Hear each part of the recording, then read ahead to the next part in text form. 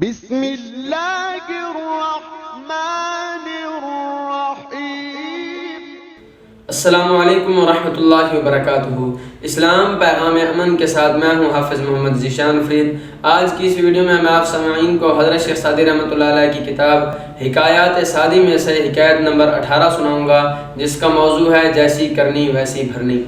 حضرت شیخ سادی رحمۃ اللہ علیہ بیان کرتے ہیں کہ ایک زمانے کا ستایا ہوا مفلس شخص ایک امیر آدمی کے پاس چلا گیا اور اسے اپنے حالات سے آگاہ کرنے کے بعد مدد کا طلبگار ہوا۔ وہ امیر شخص مال و دولت تو رکھتا تھا لیکن اخلاق جیسی نعمت سے محروم تھا۔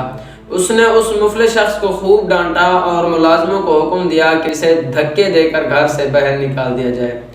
اس مفلس شخص کو اس بد اخلاق امیر کی یہ حرکت نہایت ناگوار گزری۔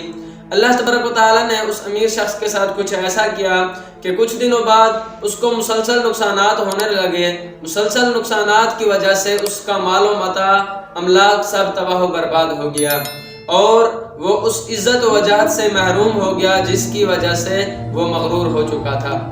یہ قانون فطرت ہے کہ اگر کسی پر زوال آتا ہے تو کوئی اس کا نہیں رہتا۔ اس کے سب ملازم، اس کے عزیز و اقارب سب اسے چھوڑ کر چلے گئے۔ اس کے ملازموں میں سے ایک ملازم کسی اور امیر شخص کے گھر جا کر اپنی ملازمت کرنے لگا، تو کچھ دنوں بعد وہ ملازم اس امیر شخص کے گھر کام کر رہا تھا کہ کسی فقیر نے دروازے پر آ کر صدا لگائی۔ وہ جو امیر شخص تھا وہ نہایت خدا ترس تھا اور غریبوں اور مسکینوں کی مدد کرتا تھا۔ اس نے اپنے ملازم کو کہا کہ اس غریب شخص کو، مفلس شخص کو جا کر کھانا کھلاؤ اور اس کی جو حاجت ہے وہ پوری کرو۔ وہ ملازم جب کھانا لے کر گیا، جب واپس آیا تو شدت غم سے بے حال تھا۔ اس کی آنکھوں سے آنسو جاری تھے جیسے اسے کوئی بڑا صدمہ پہنچا ہو۔ اس امیر شخص نے اس گریہ و زاری کا سبب پوچھا تو کہا کہ جو شخص دروازے پر صدا لگا رہا تھا وہ کسی وقت بہت زیادہ دولت مند ہوتا تھا اور میں اس کے ملازموں میں شامل تھا، لیکن آج اس کی یہ حالت دیکھ کر مجھے رونا آ گیا۔ تو اس امیر شخص نے اس ملازم کو کہا کہ تو اسے تو پہچان گیا، لیکن تو کیا مجھے پہچانتا ہے؟ میں وہی مفلس اور غریب شخص ہوں جسے اس نے گھر سے باہر دھکے دے کر نکال دیا تھا۔